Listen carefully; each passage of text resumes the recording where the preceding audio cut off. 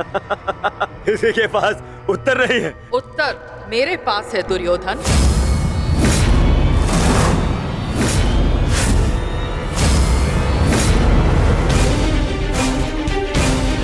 मैं नया जन्म लेके आऊंगी भीष्म, तुमसे प्रतिशोध पूर्ण करने।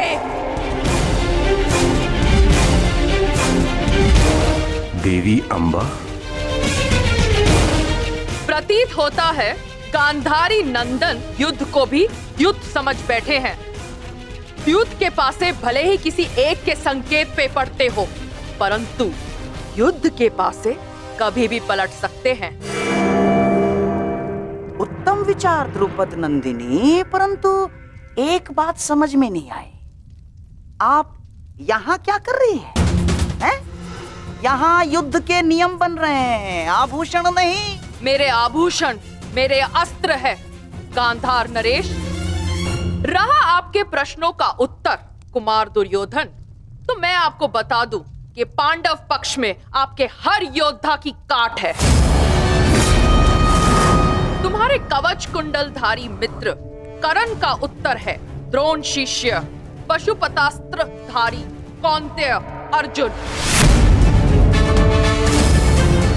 आपकी अगली सुरक्षा पंक्ति आचार्य द्रोण।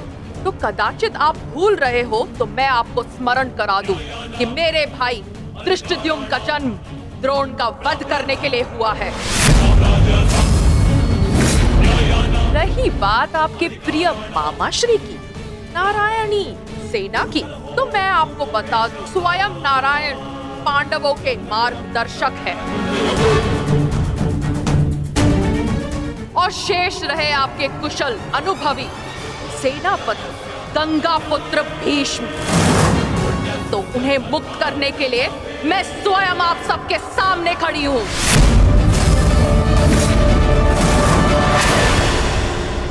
महाबली भीष्म को संसार भीषण से भीषण अपनी प्रतिज्ञा से जानते हैं, तो उन्हें यह प्रतिज्ञा भी निभानी होगी कि वो मेरे सामने शस्त्र नहीं उठाएंगे।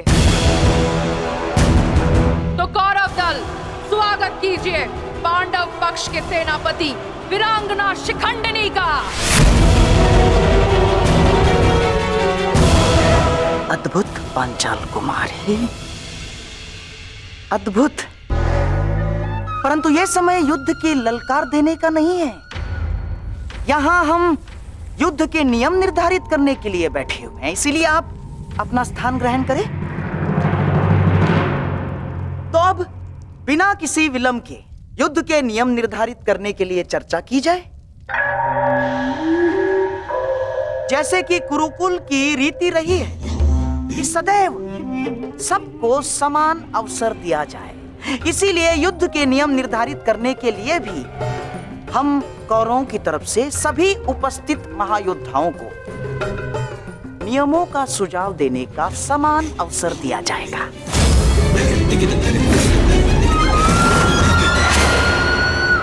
और हाँ, मैं ये जानता हूं कि पांडव पक्ष मामा श्री शकुनी का मुख अधिक समय तक नहीं देख सकते, इसीलिए मैं अपना सुझाव आरंभ में ही दे देता हूं। समस्त आर्यव्रत में युद्ध चाहे जितने भी दिन चले, परंतु आरंभ सूर्योदय से होता है और सूर्यास्त होते ही युद्ध भी थम जाता है।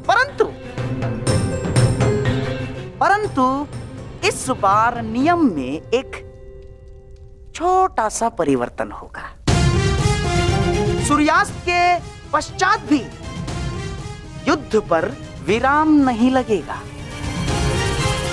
तब तक जब तक अंधकार इतना सघन न हो जाए कि योद्धाओं को मशाल के प्रकाश में भी कुछ दिखाई न दे।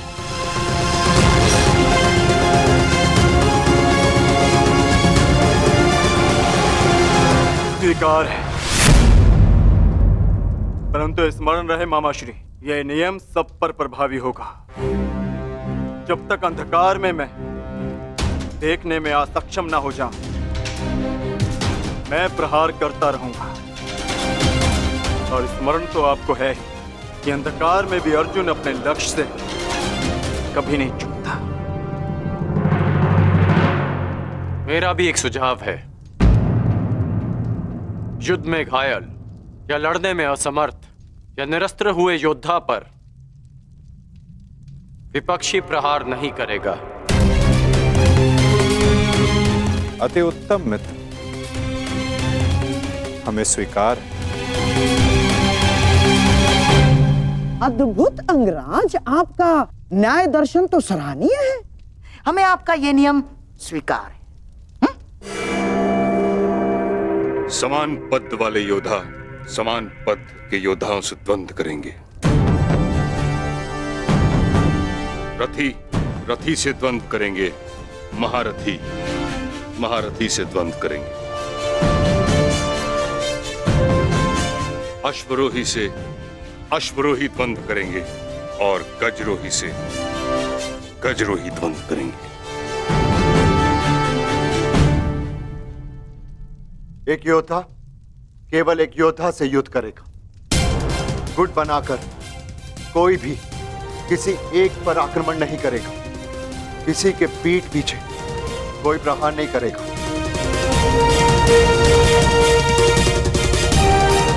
यदि विपक्षी ने पहले छल किया तो क्या प्रतिपक्षी को उसका उत्तर देने का अधिकार है? वो योद्धा की सोच पर निर्भर करता है विकोदर। एक महत्वपूर्ण नियम, इस युद्ध में वही योद्धा एक दूसरे का सामना कर सकता है जिसके पास समान रूप से अस्त्र, शस्त्र और शक्ति होगी। दुर्बल पर प्रहार करना निषेध होगा। और इस युद्ध में गदाधारी गदा युद्ध के नियम से और धनुर्धर धनुर्शस्त्र के युद्ध से युद्ध करेंगे। और सबसे महत्वपूर्ण नियम, इस युद्ध में किसी भी प्रकार का छल, कुचक या षड्यंत्र नहीं होगा। स्मरण रहे।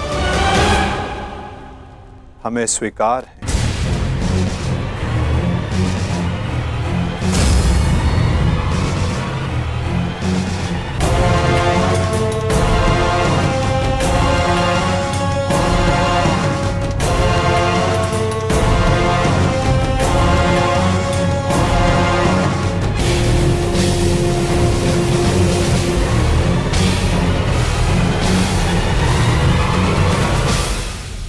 के सारे नियम निर्धारित हो चुके हैं, परंतु अभी भी पांडव पक्ष से मुझे एक छोटी सी समस्या है। ऐसी समस्या गंधारराज? धर्मराज ना, अर्थात ये युद्ध समान पद, बल, शक्ति और हम पुरुषों के मध्य हो रहा है, तो आपके दल में एक स्त्री क्या कर रही है?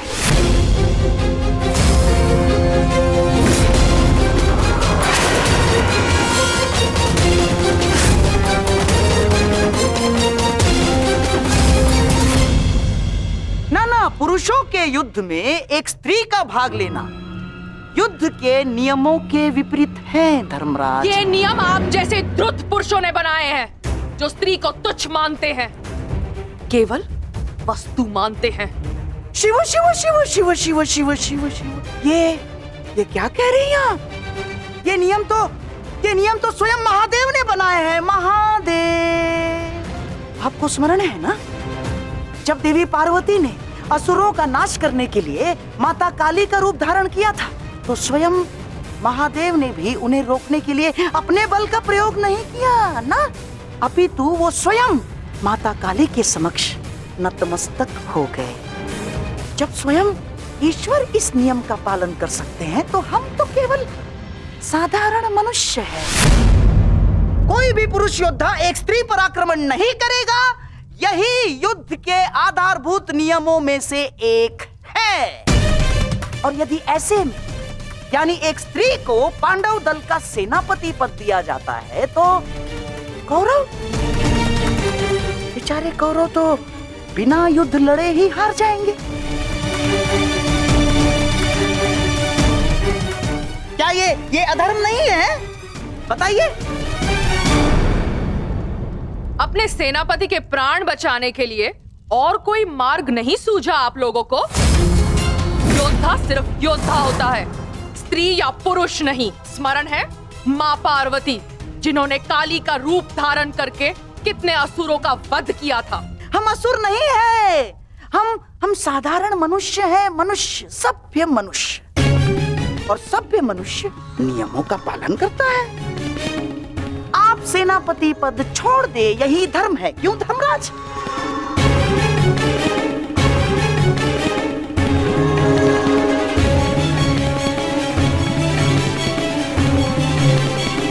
हाँ, तो सबके समक्ष युद्ध के सभी नियम निर्धारित हो चुके हैं। हाँ, परंतु अभी भी किसी के मन में शंका कुशंका हो तो यहाँ अपने विचार प्रकट कर सकते हैं।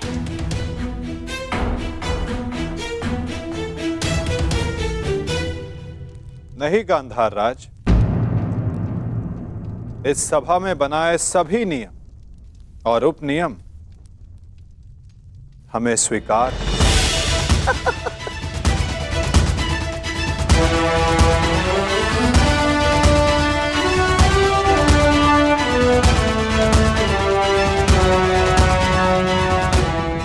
प्रणिपात।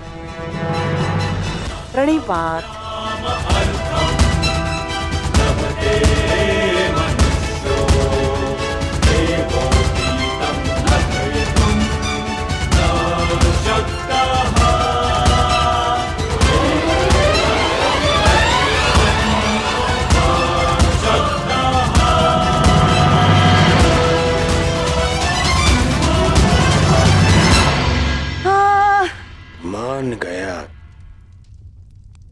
मान गया क्या रणनीति थी मामाश्री।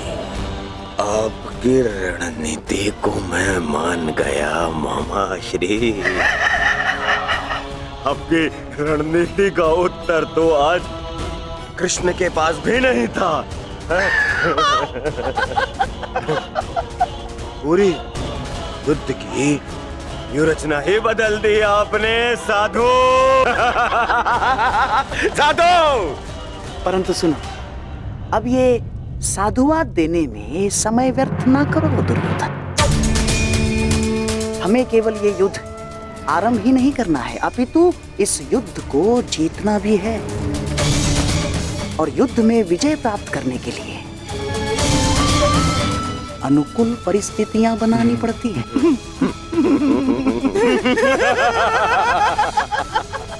बहुत चतुर बन रहे थे ये पांडव, बहुत चतुर। परंतु अब इन्हें ज्ञात हो गया होगा कि इनकी हार निश्चित है। हमने जो चाहा वही हुआ है दुर्योधन।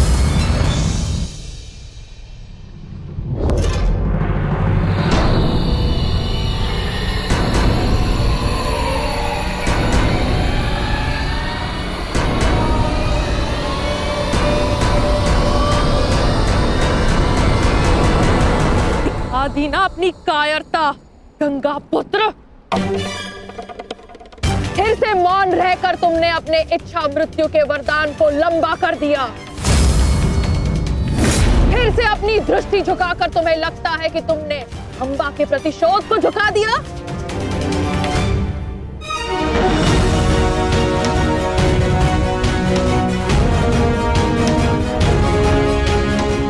आज सिद्ध कर दिया तुमने कि जब अपने प्राणों का प्रश्न आएगा तो गंगा का बेटा भी अधर्म का मार्ग चुन सकता है। ये आशा तो मां गंगा को भी आपसे ना होगी। ना मैंने नियम बनाए हैं, ना मैं कायर हूं, और ना ही अधर्म के मार्ग पर। मैंने तुम्हें वचन दिया था अंबा देवी कि जिस समय मेरे जीवन का कोई उद्देश्य शेष नहीं रहेगा, मैं तुम्हें वो शक्ति प्रदान करूंगा कि तुम मेरे इस जीवन का अंत कर सको। अब वो समय आ गया है। तुम्हें कदाचित विश्वास न हो, परंतु मुझे आशा है कि कुरुक्षेत्र में तुम मुझे मेरे भार से मुक्ति दिला दो। वरदान से मुक्ति जो मेरे लिए श्राप बन गया, उस मौन से मुक्ति जो पाप बन गया है भीष्म। मेरे अंदर कोई आशाएं शेष नहीं। यदि शेष है तो केवल इस युद्ध का शाप। आपको इतना व्यथित देखकर बड़ी शांति मिली गंगा पुत्र। दाचित, आपको अब अनुभव हो गया है कि कैसा प्रतीत होता है जब मनुष्य के जीवन में कोई आशा, कोई उत्साह ना रहे। स्मरण है भीष्म, यही मेरे जीवन के साथ किया आपने। एक वचन के लिए मेरा पूरा जीवन भस्म कर दिया। परंतु एक बात स्मरण रखना, इतनी सरलता से मैं अपने शत्रु को मुक्त नहीं होने दूंगी। मेरी प्रतीक्षा करोगे तुम गंगा पुत्र कि मैं कब तुम्हें मुक्त करूं। हर पल एक जन्म के समान होगा और प्रतीक्षा का आरंभ होता है अब।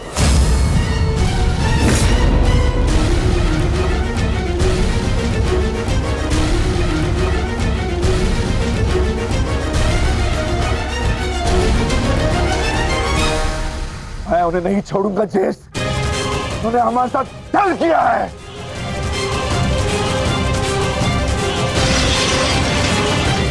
दादा भीम, शांत हो जाइए। ठहरो भीम, ये मेरा आदेश है।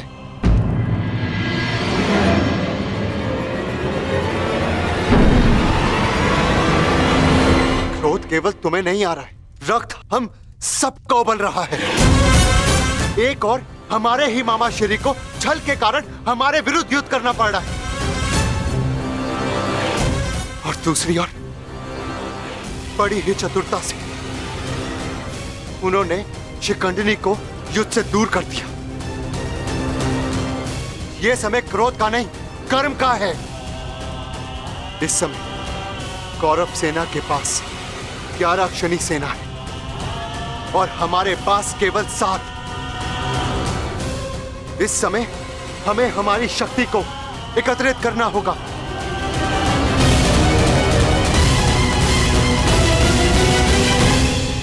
वासुदेव, क्या हम कभी भी कौरवों से न्याय की आशा नहीं रख सकते? गांधार राज और दुर्योधन से तो हम न्याय की आशा नहीं रख सकते, परंतु अंगराज कर्ण से, दानवीर कर्ण से आशा अवश्य की जा सकती है।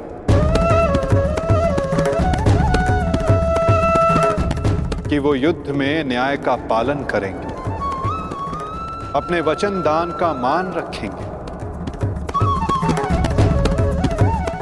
हम सब ने देखा कि अंगराज ने कौरवों के पक्ष में होते हुए युद्ध के लिए कैसे न्याय संगत नियम बनाए।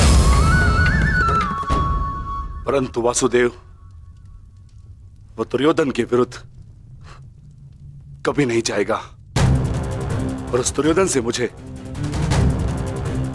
न्याय की कोई आशा नहीं। कायरों की भांति हमारी सैन्य शक्ति को छिन्न भिन्न करने लगा है। ज्येष्ठ, बहुत हो गई सभा, बहुत बन गया नियम। अब बस, अब समय आ गया है उस दुर्योधन को उचित उत्तर देने का। ठहरो भीम,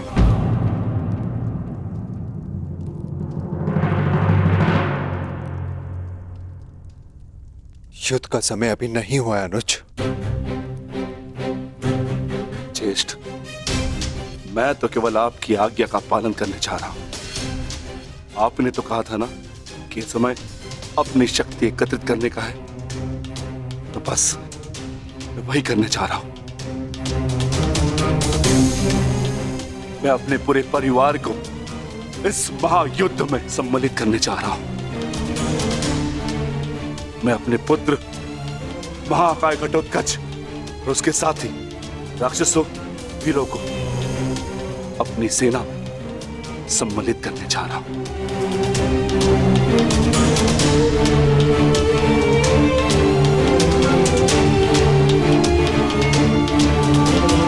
तुम उचित कह रहे हो अनुज। तुम्हें शीघ्र अतिशीघ्र यहां से प्रस्थान करना चाहिए।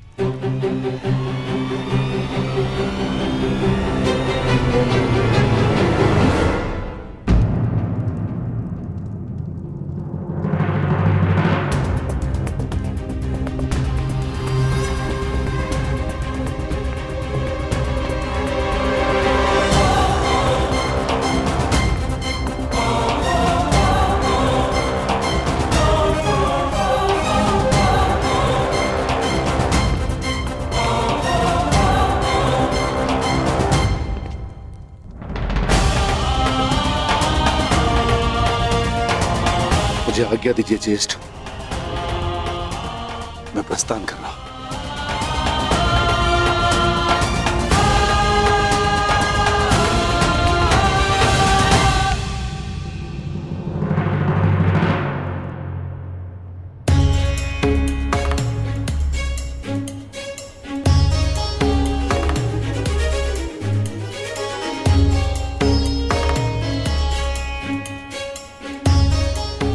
प्रणिपात वासुदेव, मैं अपने पुत्र को लेने जा रहा हूं, आशीष दीजिए।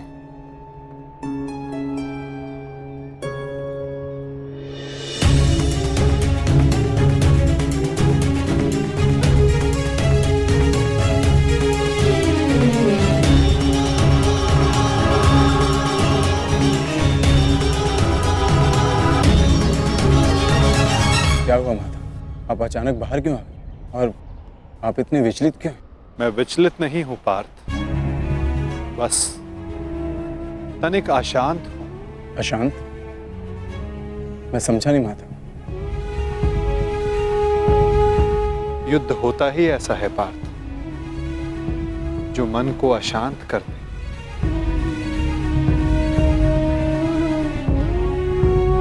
समय एक बहती धारा के समान होता है पार्थ। धारा का स्वर हमारे मन को आनंदित करता है, परंतु ये आवश्यक नहीं कि उस धारा का स्वर सदैव हमारे मन को आनंदित ही करे, उसे विचलित ना करे। फिर ये विचलन क्यों माता?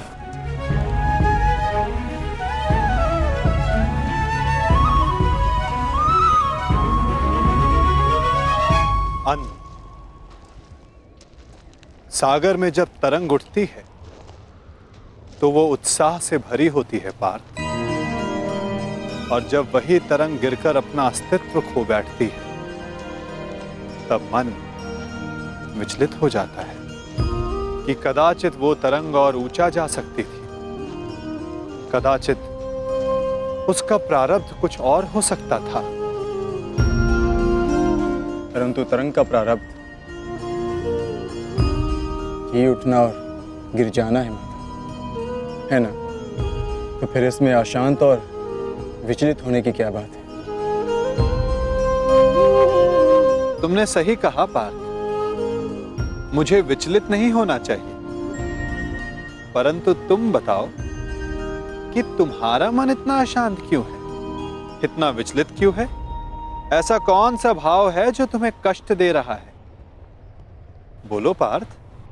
दानवीर कर्ण से आशा अवश्य की जा सकती है कि वो युद्ध में नियमों का पालन अवश्य करेंगे,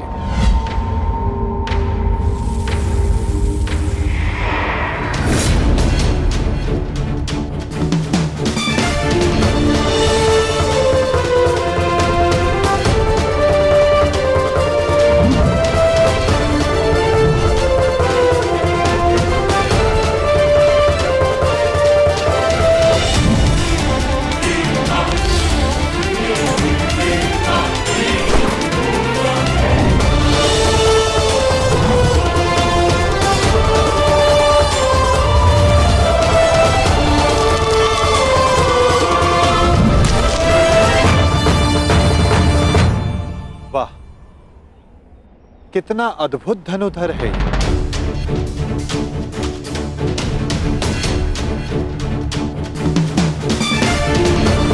वासुदेव आप? प्रणिपात। ये मेरा सौभाग्य है कि मैं आपसे टकराया।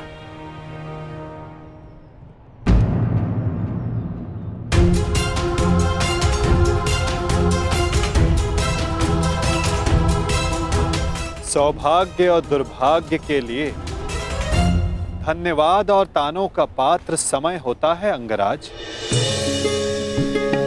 मनुष्य नहीं। उचित परिस्थिति में उचित समय पर उचित मनुष्य से मिल जाना सौभाग्य होता है और अनुचित परिस्थिति में उचित मनुष्य से मिलना दुर्भाग्य होता है कर्ण। आपका टकराना तो उचित ही होता है वासुदेव, इसलिए यह सौभाग्य होता है। आज्ञा दीजिए। प्रणिपात।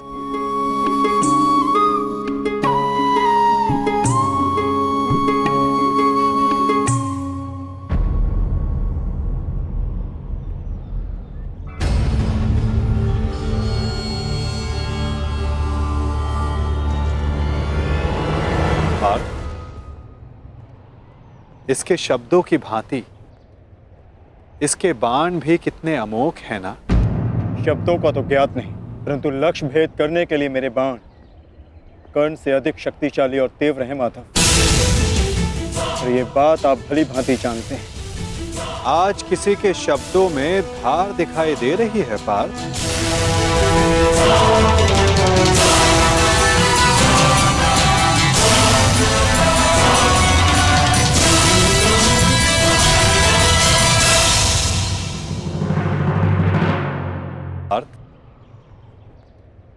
इसके शब्दों की भांति इसके बाण भी कितने अमोघ हैं ना।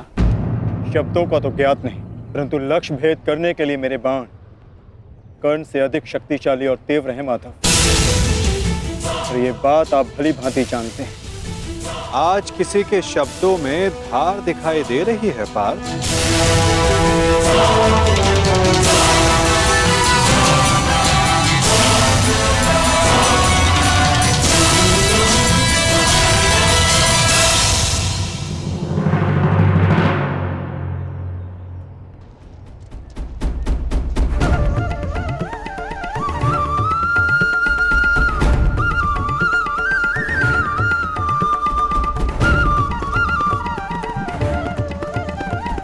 अब बता भी दो अपने सखा को, ऐसी कौन सी बात है जो प्रतिपल तुम्हें और अधिक अशांत किए जा रही है पार्थ। आप तो ऐसे कह रहे हैं माधव, जैसे कि आप तो कुछ जानते ही नहीं। कैसे जानूंगा, मैं कोई अंतर्यामी थोड़ी ना हूं। वाह माधव, जो संसार में कोई नहीं देख सकता उसे आप देख लेते हैं, जो सबके समक्ष है उससे अनजान होने का अभिनय करते हैं। आप भली भांति जानते हैं इस बात को कि मैं इतना व्यग्र क्यों हूं, क्यों आपके विचारों पर, आपके समय पर उसका अधिकार है। क्यों माधव, क्यों?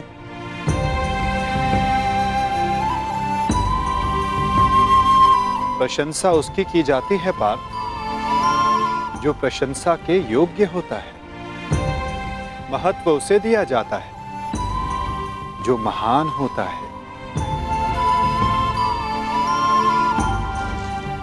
और समय उसे दिया जाता है जो स्वयं समय को परिवर्तित करने की शक्ति रखता हो। और मैं क्या, कर्ण की कुशलता और लगन को देखकर उस पर कोई भी मोहित हो सकता है। ऐसा कोई नहीं जो कर्ण की कुशलता को अनदेखा कर सके, केवल उनके जो उसके प्रति ईर्ष्या रखते हैं। बस बस माधव,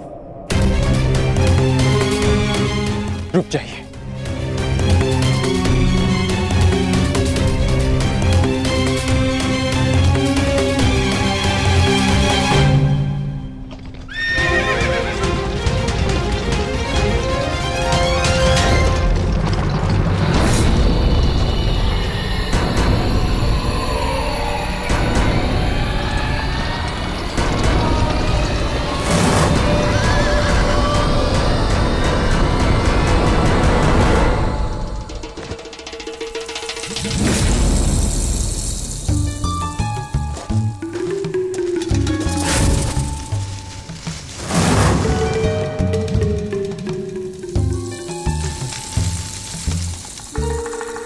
कौन है वहां? कौन है जो मेरा पीछा कर रहा है? यदि साहस है तो सामने आ।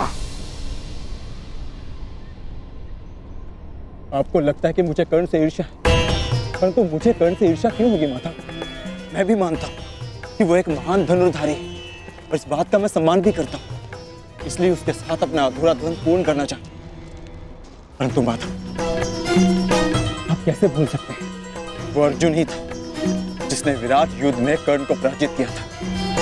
वो अर्जुन ही था जिसने कर्ण के रहते हुए पांचाली के स्वयंवर को विजित किया था। मैं स्वीकार करता हूं कि कर्ण एक महान योद्धा है, धनुर्धारी, परंतु मुझे आज तक उसने कोई अद्भुत बात नहीं दिखी। परंतु आज एक विचित्र बात का भान अवश्य हुआ है कि आपके हृदय में अर्जुन से अधिक कर्ण बसता है।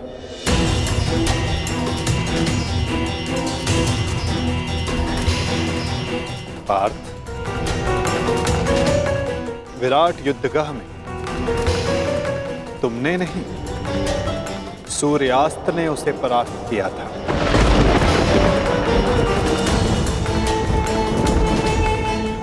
पांचाली के स्वयंवर एक सूत के प्रति क्षत्रियों के दीर्घाह ने जीता।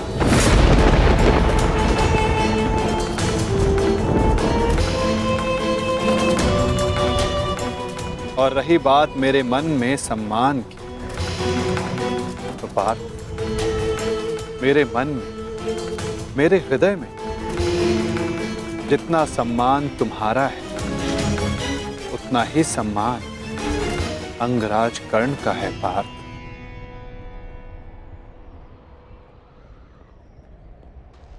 जलधारा की शक्ति का अनुमान उसकी सतह को देखकर नहीं लगाया जा सकता। पार्थ,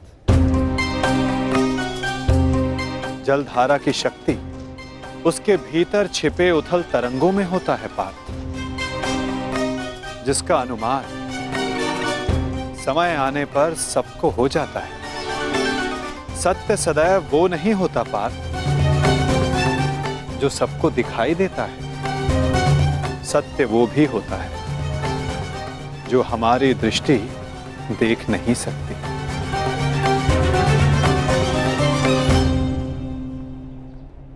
और बहुत शीघ्र तुम्हें उसका अनुमान भी हो जाएगा।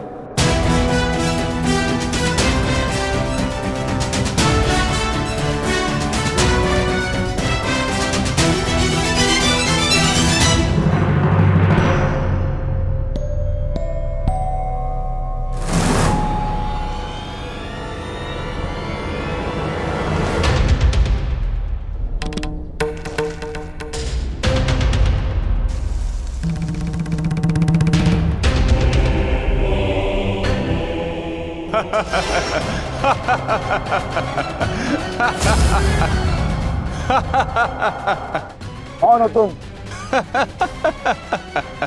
तुम्हें अनुमान भी है? किस पर हंस रहे हो? जानते हो मैं कौन हूं? तो मेरा नाम क्या है? बता दीजिए ना भद्र।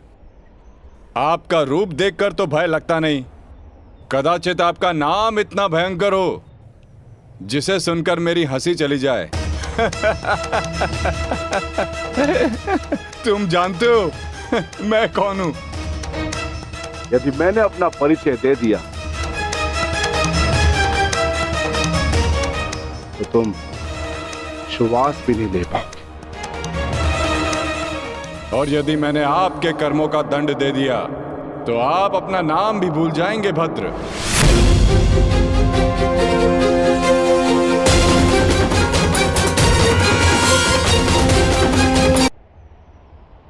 और यदि मैंने आपके कर्मों का दंड दे दिया तो आप अपना नाम भी भूल जाएंगे भद्र।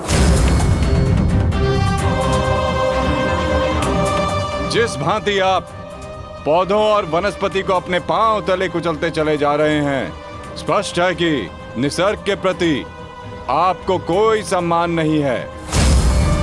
वन से ऐसा व्यवहार केवल दो ही जंतु कर सकते हैं, एक जो मूर्ख हो और दूसरा कोई वानर हो। इसीलिए सोच रहा हूं कि आप कोई मूर्ख हैं या फिर कोई वानर। मूर्ख, तुम्हें तुम्हारी मृत्यु क्या खींच लाई?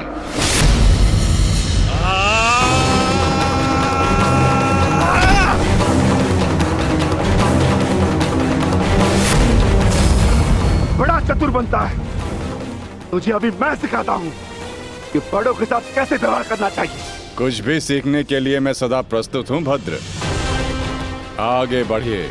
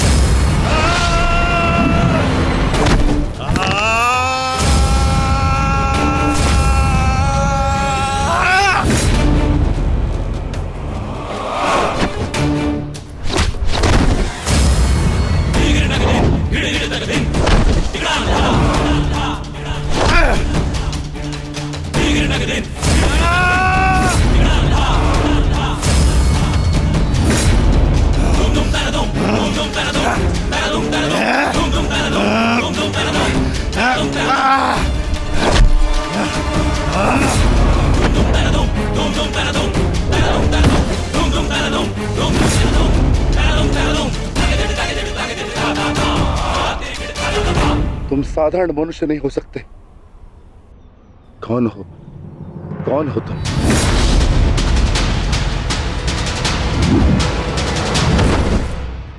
कहा था ना, अपना परिचय देना भूल जाओगे। अब सुनो मेरा परिचय। मैं हूं बर्बरीक, घटोत्कच पुत्र बर्बरीक।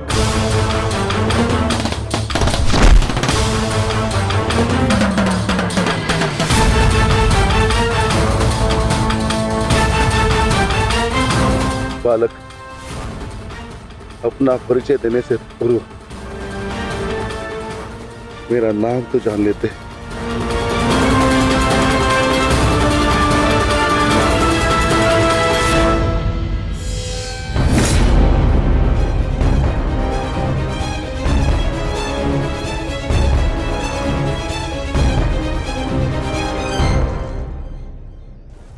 क्षमा चाहता हूं माता, परंतु एक बात जानना चाहता हूं।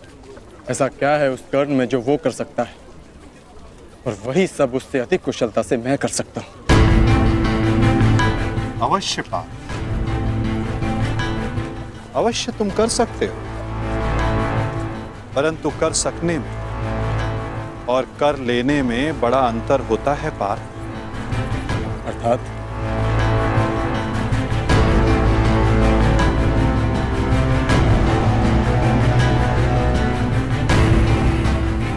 शब्द और अर्थ के फेर में मत पड़ो पार्थ, उससे कोई लाभ नहीं होता। नहीं माता, लाभ है। बहुत गुणगान सुन लिया कर्ण का। आज तक मैंने आपकी हर बात आंख मूंद कर मानी है, परंतु आज मुझे साक्ष्य चाहिए, प्रमाण चाहिए कि कर्ण श्रेष्ठ क्यों है। तुम्हें पूर्ण विश्वास है पार्थ कि तुम प्रमाण पाना चाहते हो? हाँ माता। ठीक है अर्जुन, मैं तुम्हें सिद्ध करके दिखाता हूं। कदाचित उसके पश्चात तुम्हें विश्वास हो जाए। यदि फिर भी विश्वास ना हुआ तो?